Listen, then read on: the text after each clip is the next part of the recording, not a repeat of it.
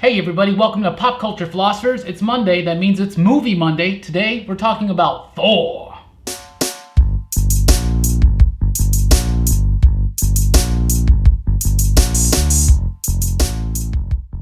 That's right everybody, Movie Monday here at Pop Culture Philosophers. I am Rockin Robbie Billups. This is... Jelani Bullard. This is... Brooks. And today we are going to be talking about 2011's Thor. Thor, which was probably the first leap that the Marvel Cinematic Universe makes. We are on our way to Infinity War coming out later this year, building up one Marvel movie a week until Infinity War. Thor is this week. Directed by Kenneth Branagh, Shakespearean actor, talent of the stage and screen, and behind the screen, the camera, and the director's chair. Kenneth Branagh is an amazing talent. In fact, all of these Wave 1 Marvel films, all these Phase 1 Marvel films, have top tier talent in the director's chair. So we're talking about Thor. I love Thor. I thought this movie was amazing. I thought it was amazing back then. On the rewatch, I thought it was amazing again. I just love it. Great performances. It's a beautiful, gorgeous film with brilliant production design. Everything in this movie has so much weight to it, from the costumes all the way to the performances. You got amazing work done by Anthony Hopkins as Odin. Chris Hemsworth comes out of nowhere and dominates the screen as Thor. And of course, Tom Hiddleston became a fan favorite after his performance as Loki in this movie. I love it. I think it's paced right. I think out of all the Marvel films, it's one of the best Act 1s, Act 2s, Act 3s. And it brilliantly takes the world of the gods, Asgard, which just looks elegant and glorious in this film. They take it and they bring it into the mundane sphere of Earth, and it all fits together. It doesn't feel out of place. I love this movie. Movies that even came out last year, like Wonder Woman, owe a lot to Thor, to the way they portrayed the character and the film. Jelani, what'd you think about the movie Thor? I liked it. It was a fairly competent movie. I liked it very well. It was kind of like Thor is a fish out of water. And that fish out of water feeling that you get where he's been kicked out of Asgard, basically disgraced for what he's done, and his father's not pleased with him. So you get that feeling from it. I liked a lot of the aspects of this film as far as its story, as far as those characters go. The brother relationship that Loki has, and the fact that he's a trickster and you just can't trust him. So I feel that is played up really well. I like the hammer itself, where it's placed, and how people are trying to pull it out of the ground, pull it like Excalibur. It was my favorite Stan Lee cameo for a while. Yeah, that was awesome. Did it work? Yeah, and it was. I love the film because it's a stepping stone to the Avengers. That's what I watched it for, and they were all the movies leading up to Avengers. I didn't know that it would be as successful as it was going to turn out to be. So Thor was a great piece to an overall masterpiece. Absolutely. Of course, Thor was created by Jack Kirby and Stan Lee in 1962, first debuting in Journey into Mystery, number 83. I think they really nailed the character of Thor from the book, from mythology into the book, into the movie. Yeah. So many layers to him. Like you were talking about, the brother relationship, the father-son stuff. Yeah. Absolutely love it. Great villains in the Frost Giants. Loki still to date may be the best Marvel Cinematic Universe villain. That's why he keeps reappearing and reappearing and reappearing. Brooks is a huge Thor fan. Me and him both love this character. I want to know if he's your fave. What'd you think about this movie? Oh, I loved it, and I mean, I was really excited, from the end, that post-credit sequence in Iron Man 2. Yeah. I was like, when I saw the hammer, I was like, yeah, and I'd heard things that and I was very excited and hyped about it, and I think it lived up to it pretty well. Thor, Chris Hemsworth, I thought he kind of embodied the character very well. The arrogance, the nothing can touch me type attitude that Thor has. He's walking down the hallway just tossing the hammer up and catching it. Just being kind of a prick sometimes. Yes. Yeah. But everything about it, I thought it, when it came out, it was my favorite. And it was for the longest time. I love it. I think that they nailed the costumes. Like you said, Chris Hemsworth is amazing. And don't forget about Jane Foster, portrayed by Natalie Portman, all the Earth stuff, because it's almost too easy to overlook the Earth stuff, because the movie starts so strong. I think it has one of the strongest openings of a Marvel Cinematic Universe movie. It nails it. It gets you completely wrapped up in this world. All we've seen so far are 2 Iron Man films and Incredible Hulk. This was a leap. And a lot of people didn't really like how they portrayed them more so as aliens, but not really gods. But I think it is that same thing. We all have seen Ancient Aliens. We've all read Chariots of the Gods. Okay, maybe we haven't all read Chariots of the Gods. But the whole idea of if aliens existed and came to ancient man, we would view them as gods. Absolutely. If a crazy super civilized advanced civilization came today, a lot of us would probably think they were gods, And I love the idea of the World Tree and the Bifrost, the Rainbow Bridge. It looks glorious in this movie. Asgard just looks amazing. The production design. Mythology. Absolutely. Really well. And the way, I love how the 9 realms and the Bifrost is a portal to those realms, and Asgard's up on high. There's a scientific aspect, and that blends it in. She's researching. Yes, that blends it into the real world. I love it. It was a great move, I think, to make Foster a scientist rather than just a nurse or a doctor in this film. I loved it. You do got that little Donald Blake reference, and that's real fun. Stellan Skarsgård does an amazing job as her mentor, who comes in to help her because she's been getting these crazy readings, and it even starts the film with them. And then it goes back and tells you what's going on. Hits the windshield. Absolutely. That opening act in Asgard is straight up like watching Shakespeare. Like, it's seriously something heavy. Kenneth Branagh, of course, has a Shakespearean background. He directed my favorite film version of Hamlet. Absolutely love it. He did that remake of the Frankenstein film that I absolutely loved with Robert De Niro and Helena Bonham Carter. Yeah. Great stuff, and of course himself. He's a brilliant actor as well. He's not even in this movie. No. He could very well be in this movie. Don't forget him as the braggart teacher at Hogwarts in Chamber of Secrets, right? I forgot all about that. I'm a huge fan of Kenneth Branagh. I didn't know that. Oh, yeah. I'm a huge fan. What was his name? Gilderoy Lockhart. Gilderoy Lockhart. Yeah. I absolutely love Kenneth Branagh. I'm a huge fan of his. I was just so pumped when he got announced to do this movie. I'm like, this is the perfect guy to do that. I think he was the only guy who could do it, because subsequent, if you will, Thor films, I don't think they're as strong as the first one, and I don't think any other. I don't know if there was a better director, a better visionary creator, more adept at bringing something like Thor from the comic book screen, from mythology, into cinemas and having everybody just love it. It worked. It was great. So many signature moments from the comic book were in there. The Bifrost Bridge, spinning the hammer, all that stuff. The costume looks great. What'd you think about the costumes? I love the costumes. Oh my gosh, they nailed it. Like, Thor's costume. Now, Thor, I still contest that he should have still worn the helmet. I know Chris Hemsworth didn't like that helmet, though, in that first bit. That's a huge helmet. That's a huge helmet to work with. Yeah, they should have worked with his head. They should have known where his head was going with that thing. But I love the costume. I love his cape. That was a pimp cape. Man, it's a pimp cape. I'd wear that around downtown. Loki's outfit is awesome. There's the Destroyer. Oh my gosh. Destroyer looks straight out of the comic book. It looks awesome.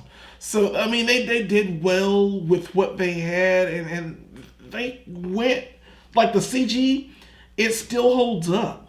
It does. Like, once again, I have a CG thing where you need to be as kind of seamless with the background that you're in.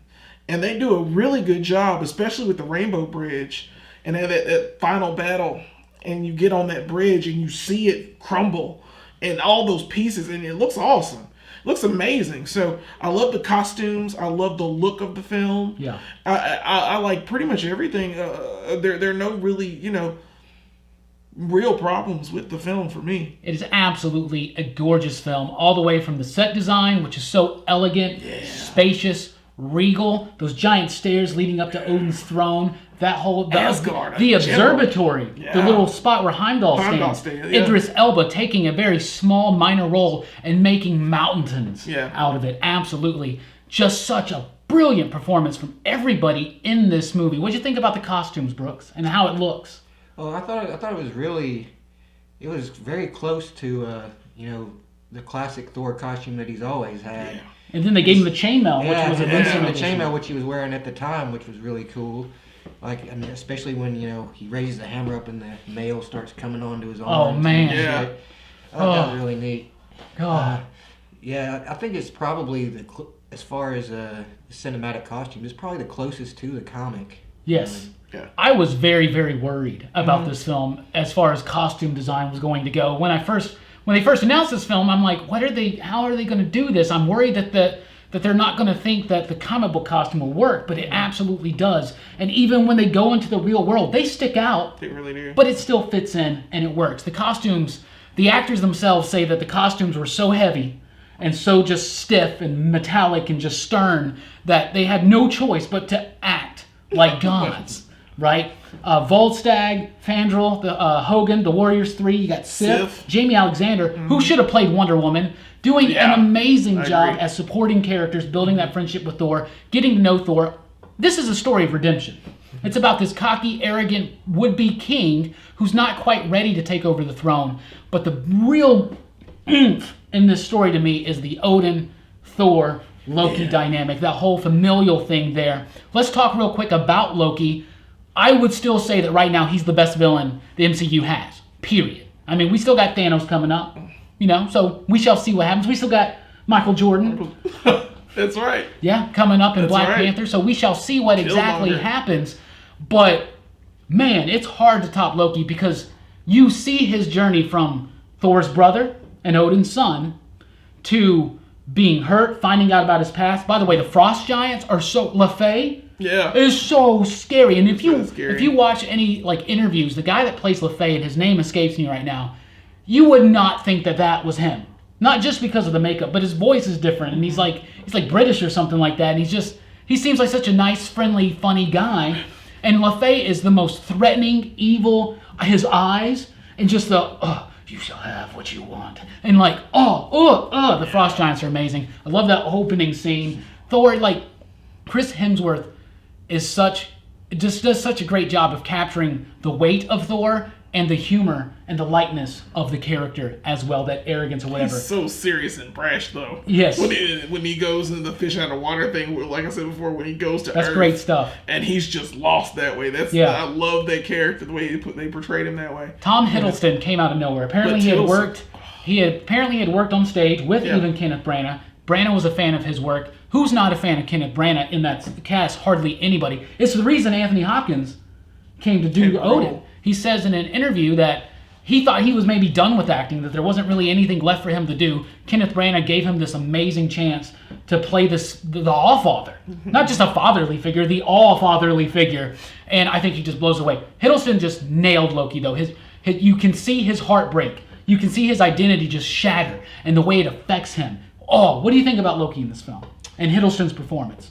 I thought Loki was pretty good in this film. I thought he was better in Avengers, but he does, he fulfills that villain role in this. He's very sneaky, in the beginning, he doesn't, give away any kind of villainous intentions. You really believe, oh yeah, he's one of them, and then later on he reveals, oh yeah, he's the one who let them in because he just wanted to fuck up Thor's day. Absolutely. Yeah. And because he's always had this bitterness that he's been overshadowed, and I remember even in the Avengers movie, he says when Thor's trying to bring him home, he's like, "I remember a shadow. Yeah. Living in the shadow of your greatness," and so yeah, I mean that's Loki, and this, in the comics, he wasn't always like that. He used to be kind of the mustache twirler. Yes, type. Exactly. But Dick Dastardly. But later on, he became more developed, and I think they used the newer Loki, and I think it worked a whole lot better. Absolutely. Great motivation set up in the script for Loki, and of course Hiddleston's nuanced performance really just hit the nail on the head. What do you think about Loki and Hiddleston in this movie? He's awesome. You guys said pretty much everything I was gonna say. I mean, and he's calculating on top of it. Yes. He's throughout the Marvel verse, we needed villains. It's the weakest part of the Marvel universe. And Loki does bring it together. He's the first villain for the Avengers, the first real threat that they have to summon. and he portrays it well in Thor, and you see it coming. So you're like, yeah, we know he's gonna be bad. We know, he's the god of mischief. Yeah. And he portrays that very well, and I liked it. I mean, I liked his whole performance. I liked everybody's performance in this Absolutely. movie. Renee Russo, of course, plays Thor and Loki's mother, the wife to Odin. Does a fantastic job. Has a whole lot more to do in the Dark World. No matter what you think about that movie, she has a whole lot more of a role in that film. She's in this movie, but she's just kind of the sidelined character, secondary in nature. Anthony Hopkins, though. What a brilliant performance. When he's banishing Thor, you can feel that it's hurting him, that it's ripping, that Thor has ripped him apart with what he has done. You remember back when it came out, we'd always just out of the blue, I'd be like, "You're a vain, cruel boy." Yes. And you're an old man and a fool. Just go back and forth with that line. It's great when he's banishing him and he's ripping the stuff off and he's like, "I take from you your title." And he's like, he's about to cry. It's breaking this old man's heart to do this to somebody he knows he has to do it. He's got a perfect amount of fatherly distance and sternness, but compassion and warmth even as well. But you really feel like Anthony Hopkins Odin could be the ruler of the universe. Yes. You really do feel that way. What do you think about Anthony Hopkins in this movie? I do too, man. I mean, he has the gravitas to pull off pretty much any role he's given. Yes. I mean, I don't think there have been probably some crazy roles he's done, but this was fair for me for him. He's very commanding. He is the father, the all-father that you mentioned, and I enjoyed it. I mean, there's not much more to say. You knocked it out of the park with that. What'd you think about Odin? Well, I mean, he was great. Odin was great. Enough said, right? Yes, enough said. Absolutely. So we've mostly been talking about all the Asgardian stuff right now, how gorgeous it looks. It's beautiful. It's cool. But a lot of this movie does take place on Earth, actually, and it's got the S.H.I.E.L.D. connection. Phil Coulson is in it. You got, of course, Natalie Portman playing Jane Foster, Stellan Skarsgård, and Kat Dennings playing kind of her sidekick character. A little bit of comic relief because it's a very serious, giant, epic film, but it's also very fun and funny, and it keeps the tone just straight on through it. And I absolutely love it. There's one more character. What's that? Hawkeye. Oh, Hawkeye. Well, we'll get to that in a minute. Okay. He's not a big deal. We'll get to that in just a second. What did you think about Jane Foster in this film, her relationship with Thor? Just the whole, when he gets to Earth, the fish out of water stuff. Did you feel like it distracted you from the movie and took away from it? Or do you feel like I feel like it just was fluid and it worked well. I have problems with it. Jane Foster, Natalie Portman feels kind of like a side character, even though she's the one that actually finds Thor and finds out what's going on and does the actual work to get there because she's solving this puzzle. And you finally get to it, but I don't see that romance that they were trying to build up in the movie. That's the only thing I thought was kind of weak. They do fall in love very quick. They fall in love very quickly, and you don't really see them like make time to make it happen. And then of course he leaves her for a year. You know, kind of weird. Spoilers. Oh, we've seen it all. But it's just, that's the only weak part to the movie for me. And I liked her as a character, but I didn't like the way they were trying to force that romance on us right now. Okay. It just didn't feel right to me. Speaking of romances being forced, Brooks, what did you think about Jane? I thought she was pretty good. Like, this movie kind of feels like two separate movies in a way, because you have the stuff in Asgard. It's very Shakespearean and epic and huge, and then all of a sudden you're in this typical MCU type movie. Mm-hmm. But Thor is like, when Thor gets here, when he finally gets his bearings, it's like having a character step out of like a Shakespeare play into a cinematic movie. And it made for a lot of humor. Yeah. Like the throwing down the cup. I like more. The way he talks is, kind of... How dare you touch the son of Odin? And it's humorous, but I liked the modern setting too. It had its, because Thor isn't just from Asgard. He has to transition into this, real world. Yes. And I thought they did a pretty good job of that. So one of the set designers had said that because of the standoff at the end of the film with the Destroyer and Thor, that it felt very much like a Western standoff to him. Mm-hmm. So he wanted the city to kind of have that feel. They wanted it to be open and spacious. They actually did. It's like I want to say it's called the Tom Ford set or something like that, but it's an old Western set where they built those buildings. So they moved like Silverado was filmed there. It's usually it's the Western town that you've seen in a lot of those movies. And if you notice, that's what it looks like. So the idea was that it's one of those towns that gets built up and it's modern. And they even mirrored the look of Asgard in the town.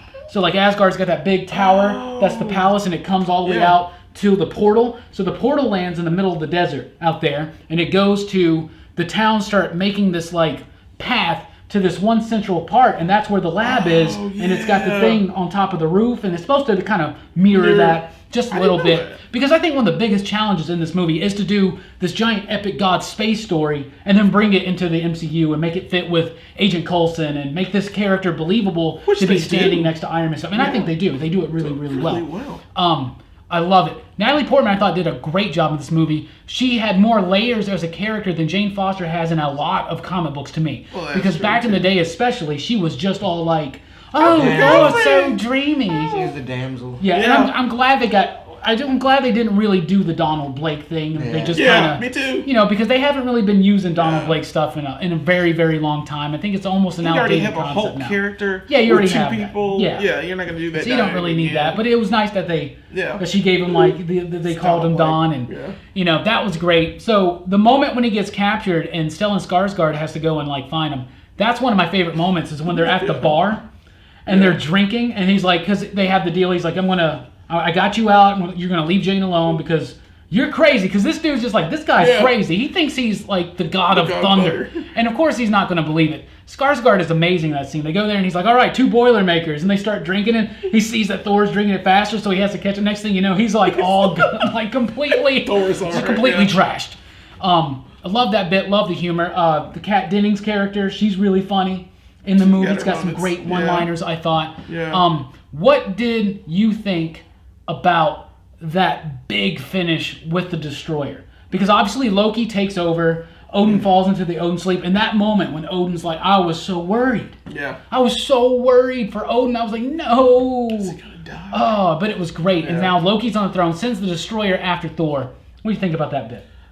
I like that battle. I like that whole setup.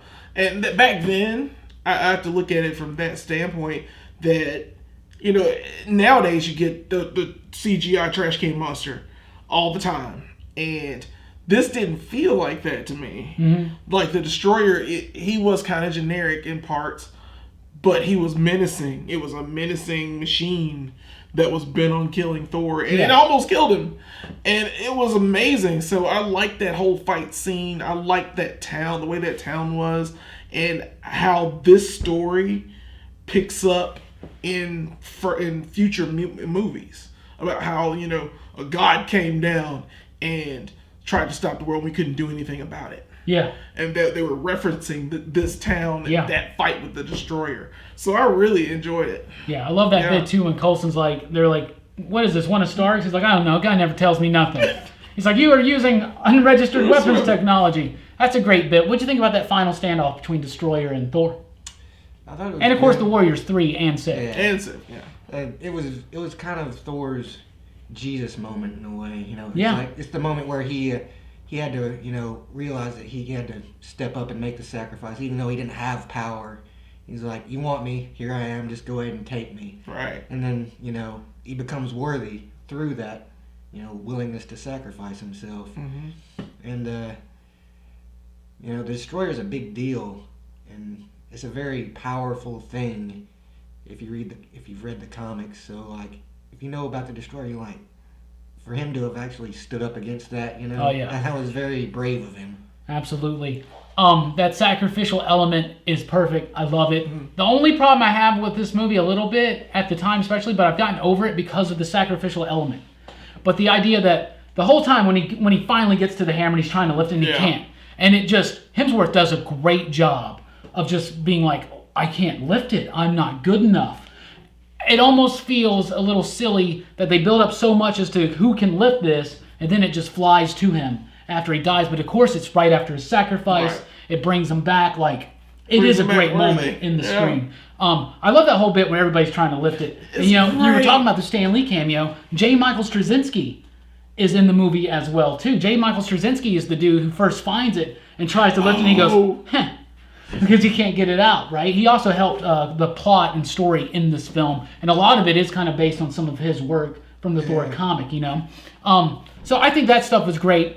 Sif is awesome in that scene, by the way, when they're like, we'll distract him, and you go and like, she like jumps up and jumps down on him, and then he like turns around and like, that was real fun. The whole body turns around, Earlier in the movie, where he's trying to convince him to go with him, and he's all like, who's led you to the greatest feast of all time? He's like, who convinced everybody that you were like, that even a maiden could be a great warrior? And she's like, me. Yeah. True, but I helped. Volstagg is funny in this movie. That's Ray Stevenson. Yeah. Who played the Punisher. He's the Punisher. Of all people. Who thought that the guy who probably did play a really good Punisher in a not so good movie would be a terrific Volstagg. Not quite as voluminous as Volstagg typically is, but I think it worked very, very well. I think he should have been a War Thor. I think War Thor would have looked well on him, man. He looked awesome. Let's hope there might still be a chance, because they always come back and they're reborn and all that stuff. Anyway, so then another thing about this movie is the S.H.I.E.L.D. aspect of it. When S.H.I.E.L.D. comes down, they put up that whole like all the tents and everything around it. I love the way that looks. And now we talk about your Hawkeye bit. Apparently, Jelani didn't like the Hawkeye bit in this movie. Why? I didn't say I didn't like it. I just, he kind of felt kind of forced in this. And he's just there to be there. And he's ready to kill Thor because Thor's at the site trying to get his hammer back. Yeah. And he's got the arrow pointed at him. He's like, next time, whatever he said. I forgot what he said. But it just feels like he's just shoehorned in. Kind of like how I felt Black Widow was kind of shoehorned into Iron Man 2. Where you just... He didn't think that Black Widow was shoehorned in. Do you remember that? Last week when we were talking about it? I was the one saying she was shoehorned in. You were like, nah, not really. Not like Hawkeye. Hawkeye was just But at least in the Avengers... He could have played more of a part. At least in the Avengers, when they say, where do you think he is? He's up in his nest. At least you already know who he is. Right. Right? I don't know. I thought it was neat. Why not? You can have him in there, but I think he should have had more of a role. Were you problem with the Hawkeye bit? No. Okay. Brooks is a simple man. He's like, nah. No, Odin's great. Hawkeye's fine. He's an agent of S.H.I.E.L.D. Coulson's like, hey, this guy's trying to break in here. Like, I need you to keep an eye on him and take him down if need be. It makes sense. That's a great scene, too. And look how huge Hemsworth's arms are as he's lifting that hands. This dude is jacked. And he keeps getting more and more jacked as the films progress, man. What protein does Thor use, man? What's his workout regime, man? I don't know. I want to know. Mead, yes, just Mead. Just Mead. I love this. I love the characters. Love the movie. Think it's gorgeous. Think it's really great. Think it holds up and stands the test of time. It's got a great ending. I think it's got a good, solid first act, second act, and final bit. I loved it. The post-credit scene, of course, was Fury having the Cosmic Cube, and he hires Stellan Skarsgård's character to come and work on it, and then they reveal that Loki is still alive, because last we saw Loki, he's lets go of the Bifrost, and he goes off into space and time and all that stuff. Yeah. Idris Elba is Heimdall. Yeah. Amazing performance. One of my favorite parts of this movie is when Loki says, you are now removed from your post. And he's like, then I no longer need to obey you. And he just and he almost gets him. And he freezes him, but he almost gets him. That's the Cask of Ancient Winters, man. That's another And then later on, he just breaks out of it. Yes, he does. He just needed time. Yeah. He's in there the whole time. Great cast, great performances, great directing from Kenneth Branagh. Love this movie. Shakespeare in the Park. Do you remember that in the Avengers? When yes. Like, dost thou knowest that? Wearing drapes. That's funny stuff. I think it took this giant epic story and brought him into something that would work alongside Iron Man, Captain America, Hulk, and the rest of the Avengers. I loved it. So now it's time to rate it. We do ya digs here. Out of 5 ya digs, Jelani, what do you rate Thor? I'll give this a solid 3 ya digs. 3 ya digs from Jelani. All right, 3. Good solid movie. Yeah. Good solid movie. What do you think, Brooksy? I give it 4.5. 4.5. Wow. All right. That's fair. Man. Thor's my boy, man. He's got to stick up. Okay. I'm going to go 4 you digs. Okay. I think this movie is 4 you digs. I think it's better than just average, better than just good. I think it's a great film. I don't think it's near perfect, but it's almost perfect. Brooks thinks it's a little bit more perfect. Yeah. But 3 you digs is good. 4.5. So what's the average there? 3.75 you digs? Something like that. That's what we think about Thor. What did you think? How many you digs would you give it? Down below, let us know. And comment what you think about Thor and anything we said or didn't say. These things are kind of, sometimes we forget about things we're supposed to talk about. Like, I'm sure there's something we're forgetting about in this movie. Let us know. Let us know. Anyway, thank you guys for watching the video. I'm Rockin Robbie Billups. I'm Jelani Bullard. Brooks. And we'll be back next week here on Movie Monday talking about Captain America, the First Avenger. So, thanks for joining us. Thor out, rock out. See you later. Check us out at popculturephilosophers.com. Please do like, share, and subscribe. Deuces, you dig?